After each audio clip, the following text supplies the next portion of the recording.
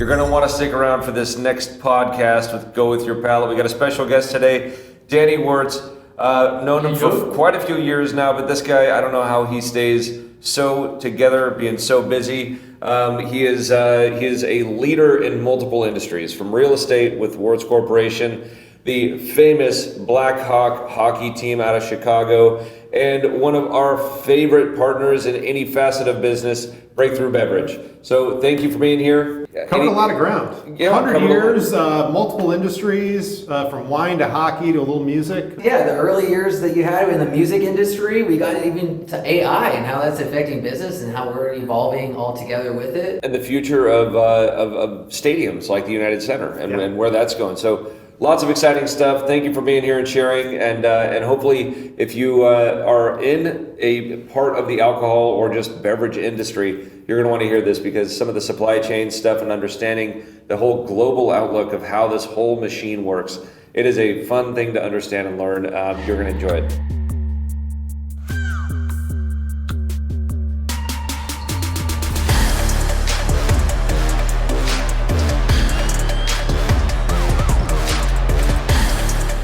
Do you still get calls from an agent? Yeah, so I still have my representation, so of like my manager in LA, and I don't even ask him about this stuff anymore, so thanks for bringing it up. Yeah. He doesn't really ask much about me, you know what I mean? Like, it's like one of those things when we had like Brian and Ode together. It's like, here we are, you know, best buds, know each other all our lives, and you're like, oh yeah, you're still auditioning? Yeah, I'm still trying it out. Yeah. No, but Did you get gigs in like film, TV? yeah, so the last thing that I did was this film, Centurion, The Dancing Stallion, and it's still on Prime right now. Okay. Yeah. Had a great role, played a doctor. I mean, you know, that's my casting. You don't, you don't give look up Right? I don't give up Yeah. that vibe. Like, He didn't have his haircut in the movie. Yeah, exactly.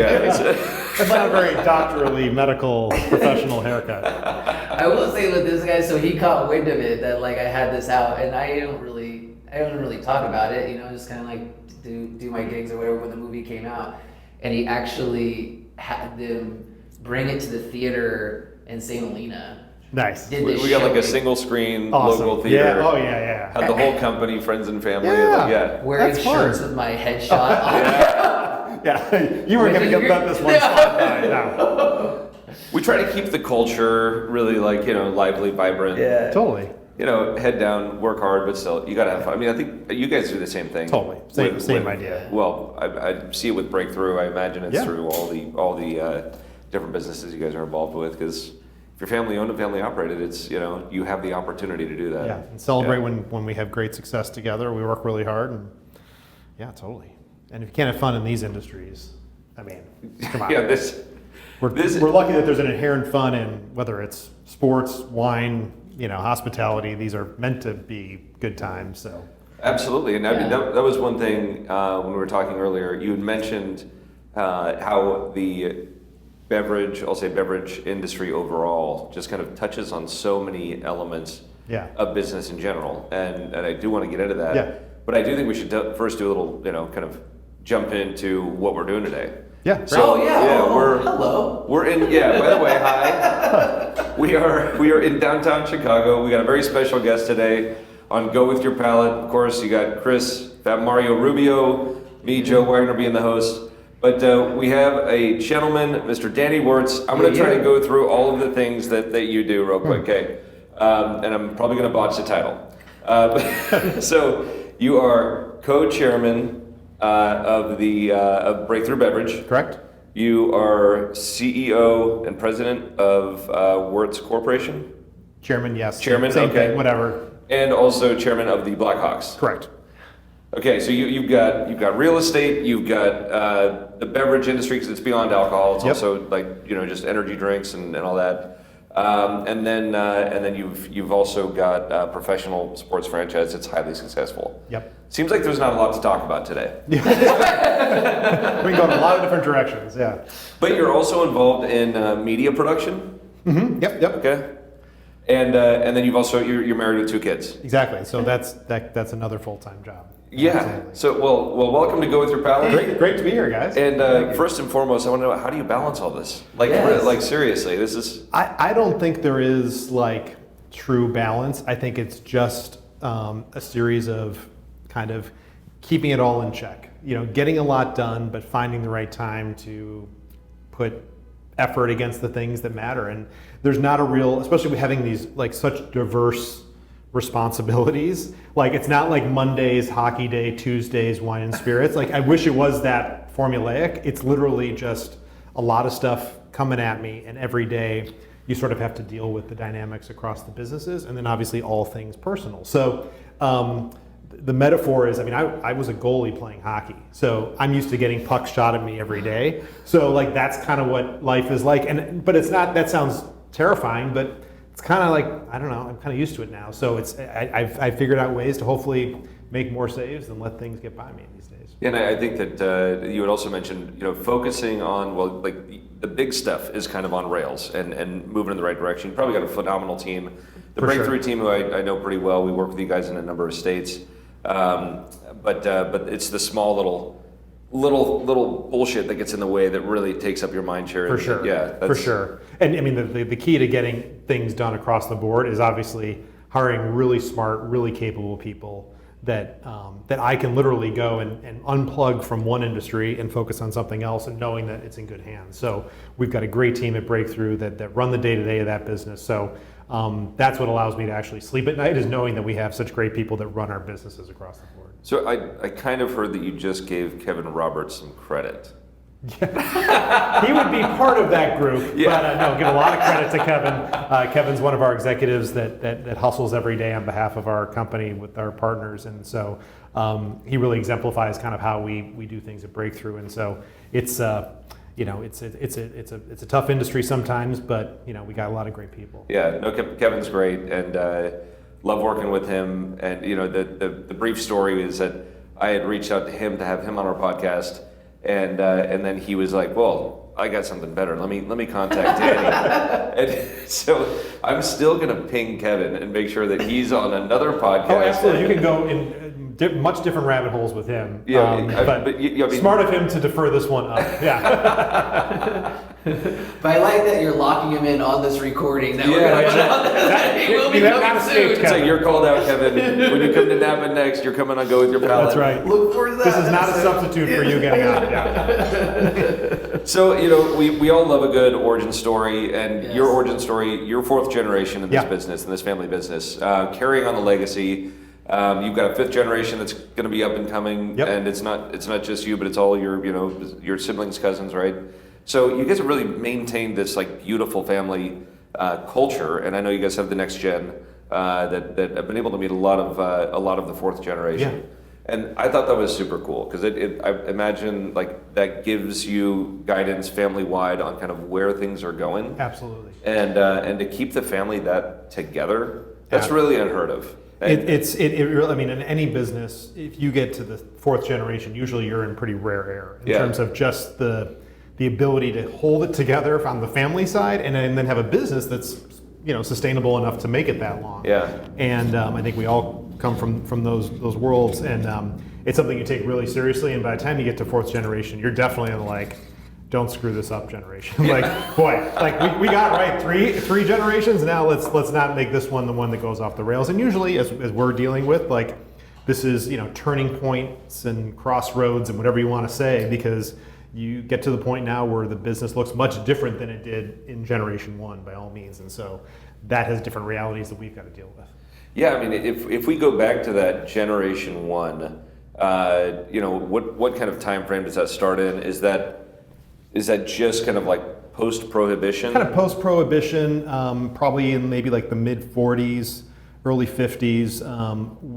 My great-grandfather, Arthur, who's the founder of our business across the different industries, he was referred to a liquor house up in Milwaukee by the restaurateur here in Chicago, Ike Sewell, who is the founder of Pizzeria Uno.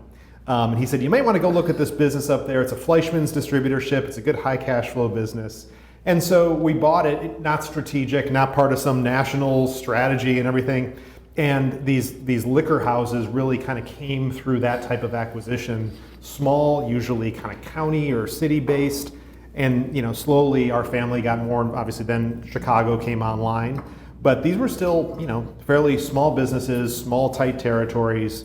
The industry was wildly different. Wine was just a kind of non-varietal kind of basic you had commodity. Your Chablis and your red Burgundy. Yeah, that was pretty much it. So there was not the things we talk about today in the brands and the portfolio, but that's kind of how it started. Kind of, and clearly where we're at today, where these companies are multi-state, national, have corporate oversight. I mean, it's a night and day.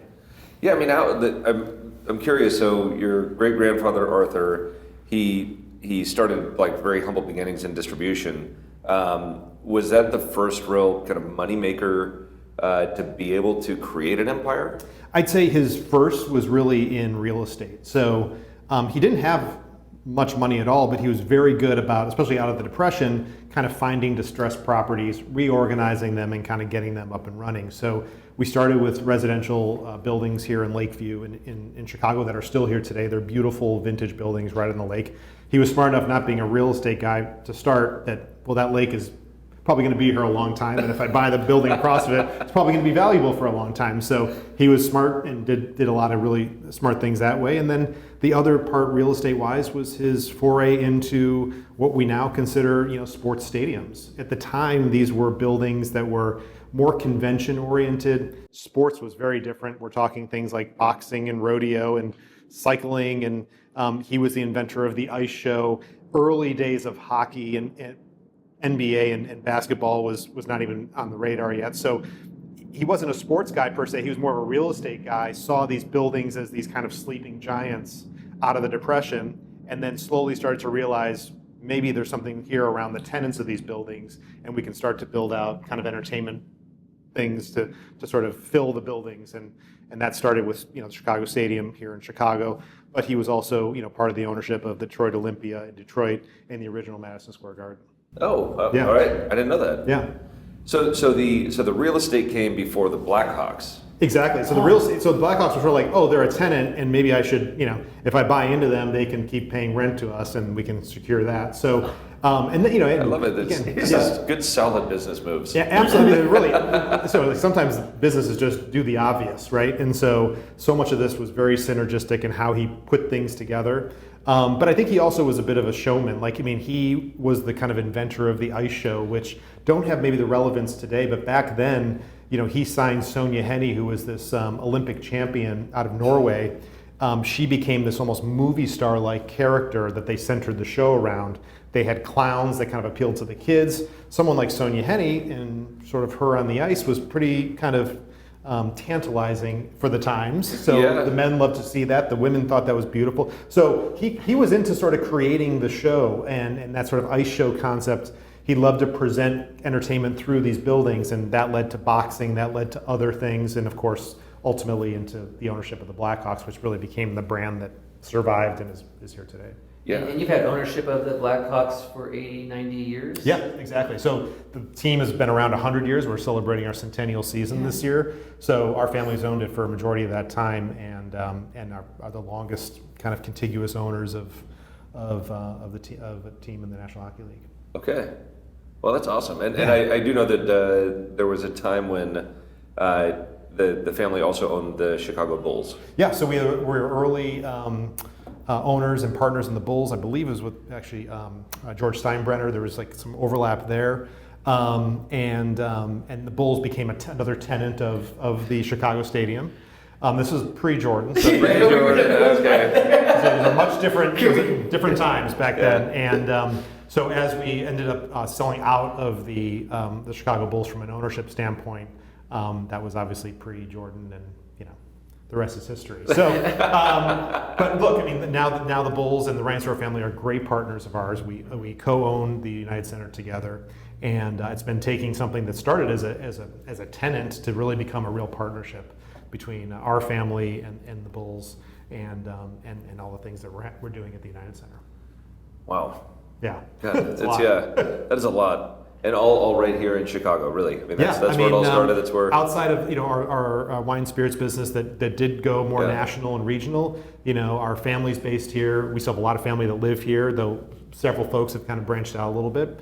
Kind of our heart and soul is here. The good, the bad, the ugly. Chicago. We love the city, and you actually, over time, you learn to sort of go with the ebbs and flows, right? And when you are committed to a city like Chicago, you invest here. You try to be part of the solutions when there's challenges, and you try to find ways to contribute. And I think our businesses, in what they are, whether it's, the nature of sports teams inherently is sort of like a civic asset. We may, financially own the team, but these brands, these teams, they have the name Chicago associated with it. It's part of the brand. So in many ways, the people of the Chicago area really own the team. So that's a really important thing that's kind of unique to sports and owning brands that way. Well, Chicago is my favorite major city in the United States. Oh, awesome. There's the food culture, the architecture. I would recommend anybody go on the architectural boat tour. It's great. He's been Right? telling me, I'm like, dude, You're right here. Yeah. It's right outside the door. I've done it 3 times. I'll do it 10 Yeah. more times. And so he's dating a very young woman. Who thinks it's like that's the dad thing to do? And I'm like, no, you got to teach them young. So I think this would go. We were going to probably get into this as we do, but he actually hooked us up together. Actually, put us on our first date. So, I did. Matchmaker, nice. Yeah, it was nice. the Shane Gillis comedy show. Oh, great. Yeah, that we were going to go together. Yeah. But then you said no. I had to bail. Yeah. Yeah. But no, they're a great couple, and so we're trying to convince her to do, old dad things. If that's what you want to call them. Yes. But the architecture of this city is just magnificent, and so anybody who hasn't really cherished it, I'd say you got to come and do it.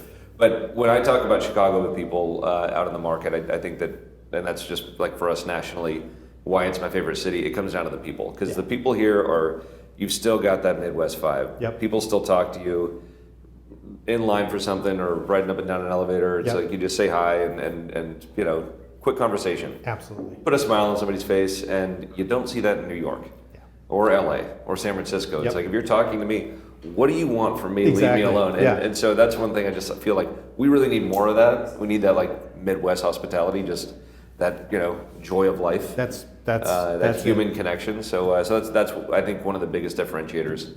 But love being here. So it's a great city, and it's you're right. It's got all the kind of best qualities of both coasts.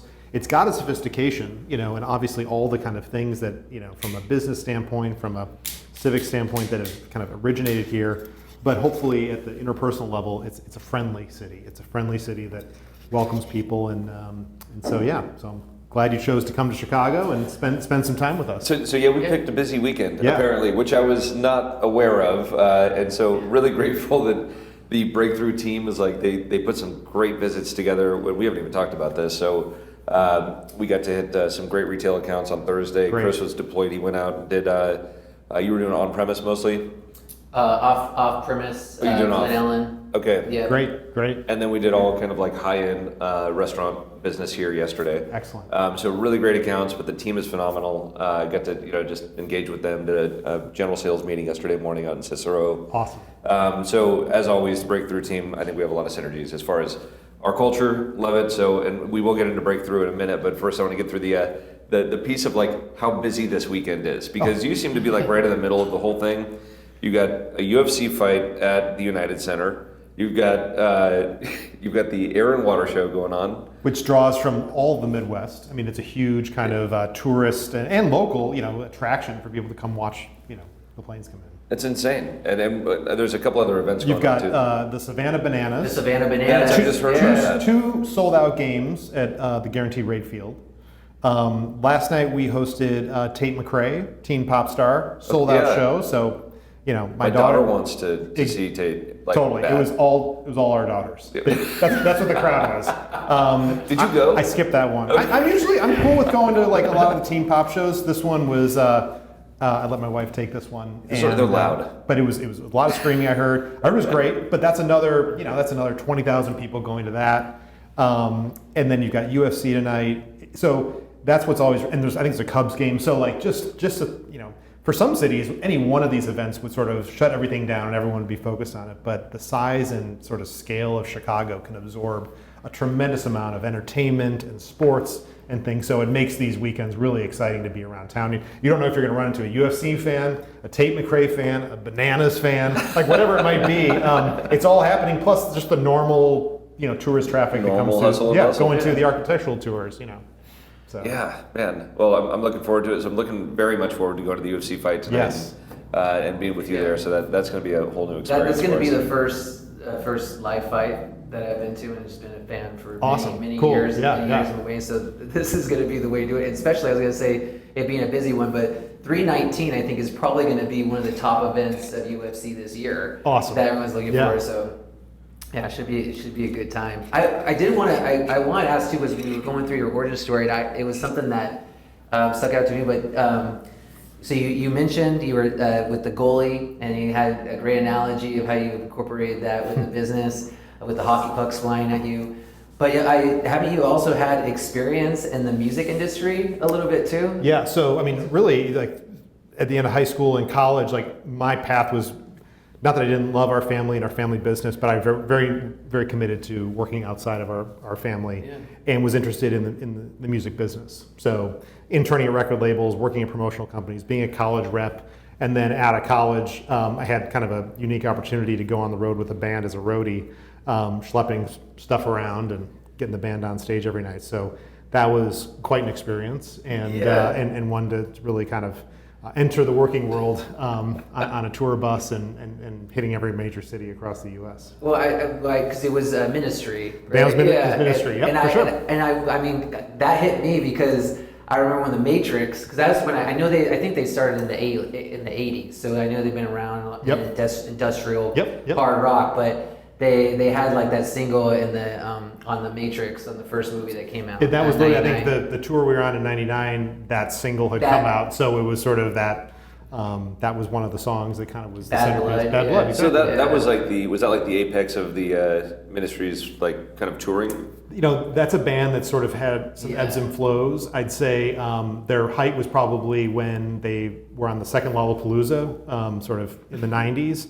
By '99, things were a little rough. Al was going through some things, and so, but they've since kind of rocketed back, and obviously a lot of things that have, are coming back again, and from a nostalgia standpoint. And so, look, I think any band that can hold it together. We talked about families holding it together for 4 generations. Yeah. A band that can both survive the vices that the industry throws at you, the challenges of that industry, and still be a band and still tour and record is remarkable. So, Al's in his 60s now and still making music and still touring, and it's really impressive. And he's got things on track, and he's a pal, and it's great to see him moving. So still touring at 60, man. that's awesome. Exactly. That's impressive. It's unbelievable. So, and it's hard. It's hard, especially a lot of these bands that sort of their legend and their influence is actually bigger than their ability to make money in the industry these days. So you have to tour. Unfortunately, guys like that or any of these artists, like there's not the record sales that there used to be. So they still got to hit the road and to have a livelihood in music. So it's tough, but there's a lot of great folks that are still slugging away.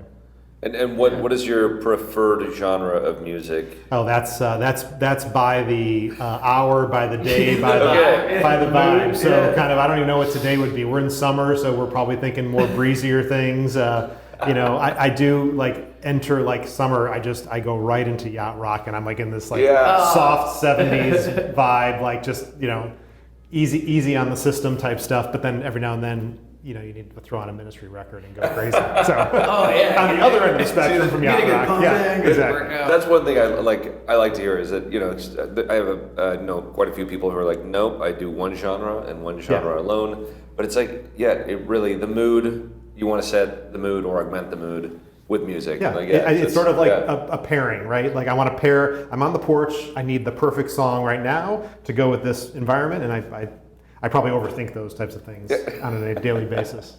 I feel like we jump around like that too. There's music that can take you back, because I think when we were growing up, we were really heavy into the punk ska kind of scene too. So now, even if I'm listening to more hip hop or country, But like then one of those songs come out like Rancid or something, That's comes so out funny and you it said that. just I like takes literally- you back, Yeah. I had a mix playing on the way to the gym this morning, and it was Rancid, and then if you remember, there's a band called the Suicide Machines. Yeah. So I was like, oh my gosh, I haven't heard this song in a long time. Was that on like Spotify or something? Or It just was run on like through? this random mix that a friend of mine made that covered that era pretty well, but went deep into some of these different subgenres. So those are always fun. Now the accessibility of music. I mean, my gosh, you can just be in your car and an algorithm will pop a song from 30 years ago. Yeah. It's just crazy. Yeah. There's a lot of forgotten ones. Yeah, for sure. But yeah, now we got the platforms to be able to find them, and oftentimes they just pop up, and that is the best part. Exactly. Yeah. So I do want to get into some distribution stuff. Yeah, because, for sure. So Breakthru Beverage, you guys is it the third largest distributor in the country? Yes. Okay. Closing in on two. Closing in on two. Yeah. I can imagine. You guys. It's a competitive world. The is, top three, top four, we're always jockeying. One time we're up. You guys have been on the move, though. I mean, you moved into California. We jumped on board with you guys. Really proud of that move and the relationship we've incredible. Thank you. Created all throughout the nation and the markets we're with you in, and now we're moving into Nevada with you guys. It's great. So it's exciting. But your involvement with the Breakthru Beverage Corporation and kind of the guidance going forward, and I think you're probably going to have a lot of your people and our people in the industry just wanting to hear kind of what your vision for distribution is. Yeah. And I don't think we need to get into the history of distribution because I have a lot of people that don't quite understand like what the importance of that is. Absolutely. I just tell them we don't want to be the middleman. We don't want to be like. It's one of those things where it may sound like you want a little bit of that, but then once you realize kind of all the things that we do on a daily basis in the middle tier, it's sometimes not the sexiest stuff. And it is an integral part of the system to get product to the end user. Exactly. And if you can just describe a little bit about that from your perspective, because I don't understand it to the depth of what. Yeah. So just for anyone listening, I mean, it's sort of think about the manufacturer and the brand owners. Have exclusive relationships with distributors to get to market by state, and every state has different laws and regulations. But by and large, the laws require manufacturers to go through a distributor to get to the retailers, which are anybody with a liquor license, on-premise bars, restaurants, hotels, off-premise retailers. So we have, while we are a national company in scope across our markets, each house, which you often hear the term house, is really its own standalone business that has to operate within the four walls of a state that have unique laws and things. But think about each relationship then, and that state has to sort of take brands to market. We obviously buy product from you, the manufacturer, and then we do our best to get those products into the right accounts to get to the right to consumer. And I think that hasn't changed in 75, almost 100 years. But how that happens obviously has changed drastically. The name of the game for us is how do we do that efficiently? So how do we make sure we are doing it in a cost-effective way? How do we engage with customers to bring your story that you want told on your brands to a wine buyer, to a retailer, to a restaurateur, and to ensure that they understand what your brands are about and that they can ultimately translate that to the consumer. So you start to see there's a lot of steps in this, and you can see where, if not done right, we lose the ability to tell your story. I think everything we do is about trying to get closer to that consumer for you through us, and to be your partner to bring what's happening in the markets to you so that we can respond and bring brands to life. Well, and it's even, if you segment the accounts by, if you just say on and off premise, but each one of those operators has different objectives. Totally. And you are the go-to person, or the rep on that account is the go-to person to try to figure out that puzzle to make sure that what your objectives as a distributor are, whatever the supplier is, whatever the brands are, and their objectives are matching up with 100%. the objectives. So this is, you compound this over all the states. What do you think your account universe is? In the tens of hundreds of thousands, probably. Yeah. Because you're talking about anyone with a license that can, in this case, sell wine. We want to be in business with them. Now, there are different levels in which we engage, and sometimes their business model might be very tight selection. They might have 3 wines, and it's a shot and beer bar. And so we have to scale ourselves accordingly, but we have to be that flexible partner that can respond to those customers. So you're right, you mentioned puzzling, and I think we are the ultimate translators between, we know what you want and our other partners are looking for. We know what the customers, their proposition is, what their wine list needs to look like or what their business is, and then we have to try to make those puzzle pieces fit, which just puts a lot of responsibility at the hands of the sales rep, We hopefully provide, I think this is where like a lot of innovation is happening around technology to help make this some more seamless and easier so that in the palm of your hand, it's not as daunting as that might seem, that I'm trying to sort of fit all these objectives into one thing, because by account, you have a lot of opportunity, but more than likely you have a lot of things that are viable that you just need to go get done. Yeah. And so when you think about, if there was somebody who was wanting to get into this industry, into distribution, what is your recommendation for Turn around and go the other way. Do you see this gray hair? This doesn't come naturally. No. Well, I mean, I'll start this by saying that if we are interviewing to have a salesperson come in for us internally, which our teams work together, right? So you have the distributor rep, you got the supplier rep. Sure. And so we'll have them engage together, hit the market together oftentimes, and try to achieve those goals, more in a closed environment, for sure. right? And that I think is the most effective, but you can't possibly hit every account as a team, right? Yeah. So whenever we look at a candidate for a position in sales, it is a requirement for them to have experience working in a distributorship. And so I'm kind of curious if there's a little bit of that, like, do you want? I would say, don't run away if you want to start to own a distributorship. But if you want to work in the industry, I think it's a great place to work, and I think it's a great place to. I was talking to somebody the other day about sort of, I think working in hospitality, specifically in on-premise, working in restaurants, people tend to love the energy that comes from that world, but that is really draining. And we've seen a lot of people who, at a certain point in their lives and their lifestyle, they want to be engaged in that world, but being on the floor every night at a restaurant is just not sustainable. Man. So we become, I think, a really great place to sort of have similar energy. If you love wine, you love spirits, you love serving people, but you can do it in a little bit more, it's not an easier per se, but it is a little more predictable. It's more 9 to 5. It is more kind of stable in that sense. So I welcome folks to come to the industry from hospitality, or if you're starting your career, it's a great way to see, it's a great way to learn about sales. It's a great way to learn about relationship building, sales and analytics. Obviously on the operational side, it's a really fascinating distribution model that, of course, the world of distribution has grown across all industries. So, there's really not one profile of person that I think could not find value in working at the distributor tier. It's very hands-on, it's very local, you get your hands dirty, and I think, as you were saying, when you're looking at someone to represent your brands, having been through that process, being in front of customers, kind of understanding the realities and the challenges of being on the street and trying to sell wine, that goes a long way. And if you can do that successfully, there's a lot of room in this industry to grow your career, I think. Yeah, that's a good point. Yeah. Like lots of different facets. Totally. Yeah. Great experiences too. I mean, customer facing, we were talking earlier just before you got here about the importance of the hustle. Mm-hmm. Getting out there, and if you're going to, in many cases, you eat what you kill. Totally. And that is something where if you can just get that little cog going in somebody's heart and soul to realize, if I just get out there and figure out a way, like I failed here, there, and there, and there, and there, but I'm going to go out and try this other tactic. Absolutely. And somebody who was above me told me, like, hey, try these things. Good guidance also. That makes for a great salesperson. But just saying, like, no, there's a way to do this. It doesn't, for the most part, doesn't sell itself. You have to go hustle.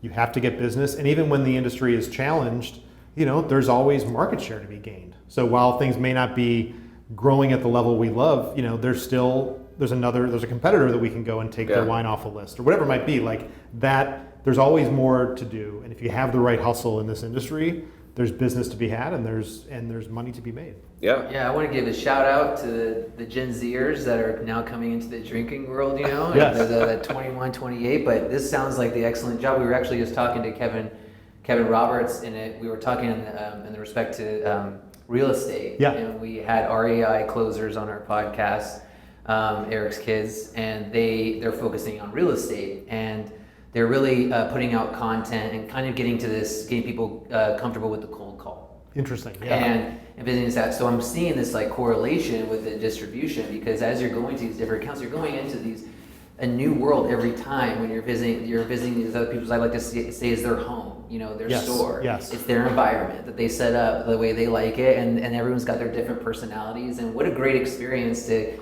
get a little uncomfortable being out of your comfort zone 100%. and joining into someone else's Yes. world, and then learning how to adapt. I think that is very important for the generation. That's just to like, get to. that's like life lessons of Yes. life skill. Like, how do I go into a tough environment where I'm probably going to get shut down on something, and then try to convince someone to buy something that they may not be already planning on buying? And that kind of process goes into, trying to get your wife or partner to sort of, go to this vacation versus that. Like, literally, you are always selling. We're always convincing. We're always trying to architectural boat tour. Exactly.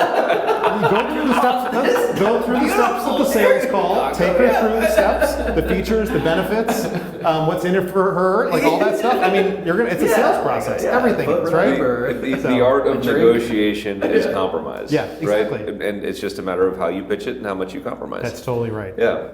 I love that, but that is, every single sale is a negotiation. And I think, to your point, one of the great things in our industry is we do walk into accounts with incredible brands. Some of them are brands that they do have to have, meaning like, we represent incredible iconic brands. Tito's Vodka, Jack Daniels. These are brands that, sort of are standard pieces. Those are great door openers. We have incredible products that I think customers will want. We also operate in other distribution. If you're in the food distribution business, everybody sells Heinz ketchup.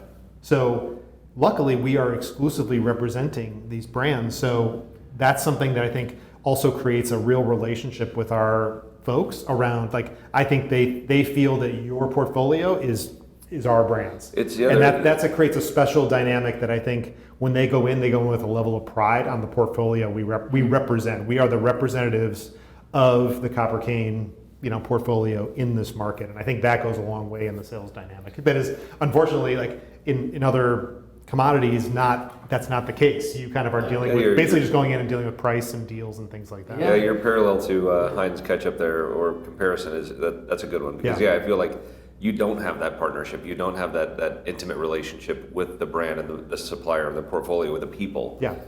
It's just products. It's very customer focused. The food service does a good job at the customer level and servicing them, but it's a different world when you're not dealing with these kind of branded products and relationships we have. Yeah.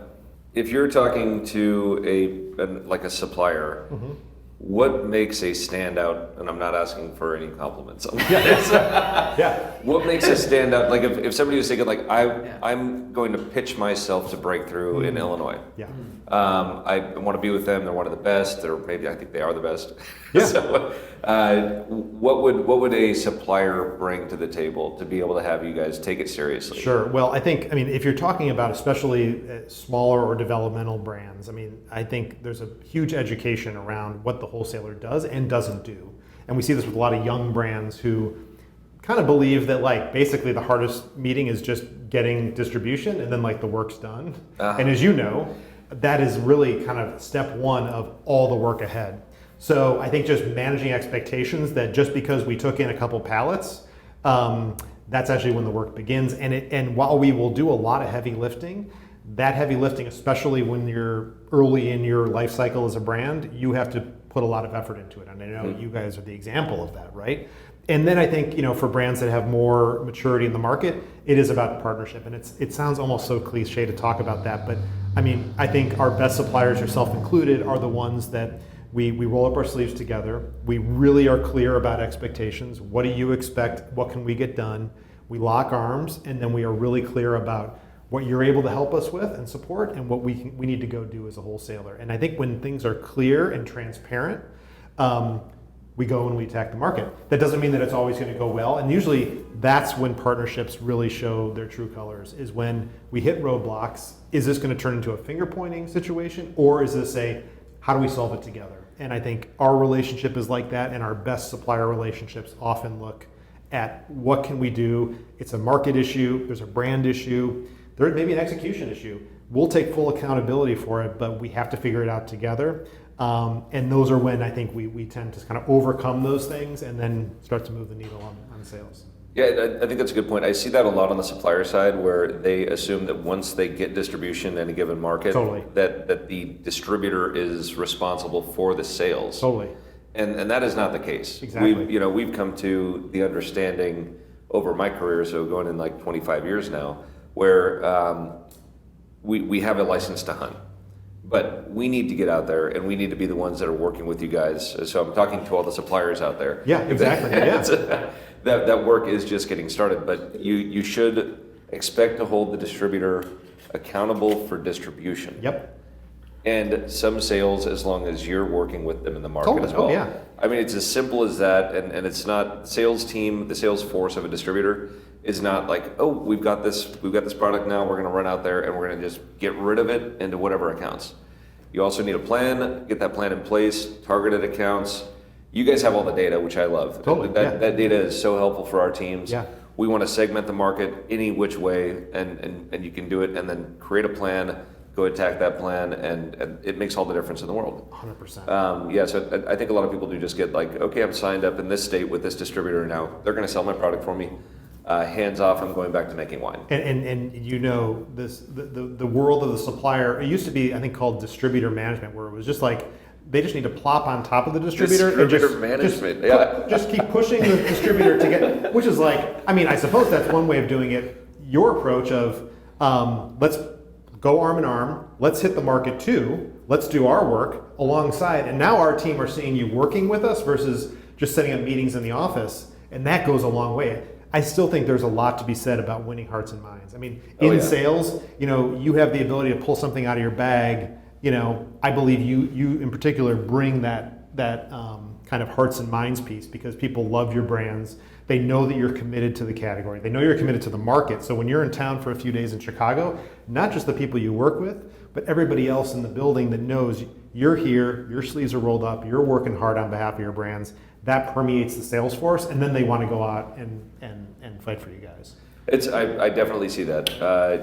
It really becomes a collaboration. Our teams, I think that us and Breakthru and all the markets we're with you, and I think we do it as a collaborative effort better than just about any other supplier distributor relationship 100%. I've seen. So I love to see that, and I think we got a great team. Our team is really entrenched with what you guys are doing, and really proud of where we're going. Absolutely.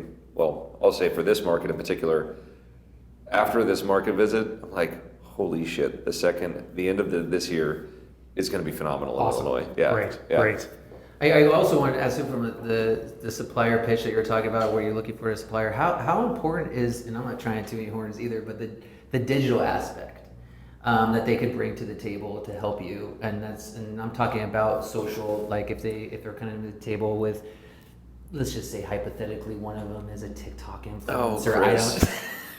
Shut the fuck up. But being able to reach people with the story, to reach people with, even if it's like the educational pieces, and whether that's the juice in the bottle or if it's simply, how to approach, for young like servers coming into the restaurant business, don't be scared of a wax, a bottle, and how to open it and the correct ways and stuff like that. So spreading that knowledge, do you feel that's a great importance to bring to the table? In particular right now, we're all aware of the headwinds, not only in the wine category, but the alcohol beverage industry. And so I think we're at a real turning point for what suppliers bring to the table from a consumer engagement standpoint.